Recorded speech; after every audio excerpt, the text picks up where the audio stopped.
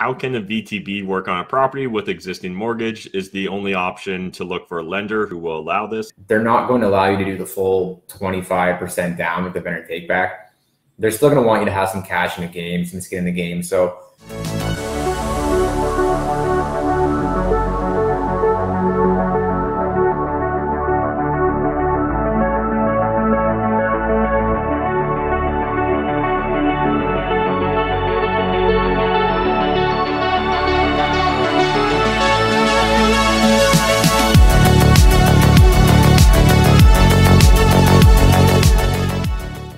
What is up, YouTube? Matt McKeever here, and I'm joined by Josh and Aaron from the Finlay Mortgage team. Hey guys, how's it going?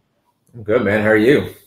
Doing well. So today we're just going to do some Q&A. We've already got a few questions queued up from the audience. Next question here in relation to vendor take-back mortgages.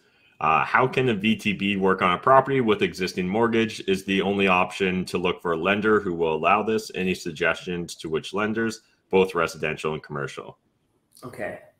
So in regards to VTBs and mortgages that are currently in place, so for residential real estate, conventional lenders do not allow secondary financing on purchases over 80% loan to value.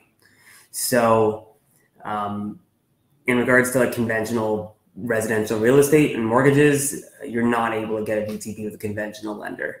In regards to commercial mortgages, we have some videos on how this works, but essentially if the seller wanted to give you a vendor take back, you would have to figure out exactly what the terms of that vendor take back are. So you outline the amortization, how long the term is, the payment, and then we would factor that monthly debt obligation into your expenses. And as long as that expense was added to your overall expenses and your net operating income was able to produce a high enough debt service coverage ratio to allow the lender to be able to feel comfortable with the monthly payment, then they would allow you to debt service it.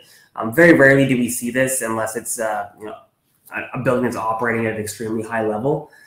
On acquisition, it's extremely rare. Most investors aren't purchasing commercial real estate that is operating at that level, so it's hard to be able to factor in that debt servicing payment with a conventional lender. But if you did find a unicorn, it's definitely possible to do it if the numbers work. Yeah, one thing to keep in mind too is that even on that commercial side, they're not going to allow you to do the full 25% down with the vendor take back.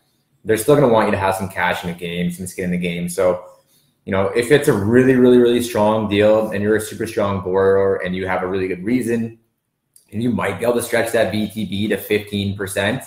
But for the most part, they're probably going to want the majority of the down payment to come from your own fund. So you're probably looking at maybe a 10% vendor take back and then 15% borrower cash. But it can be done. Again, like Josh said, it's got to be a strong deal. You got to be a pretty strong borrower and just have they want to understand what's going on and what the situation is. So.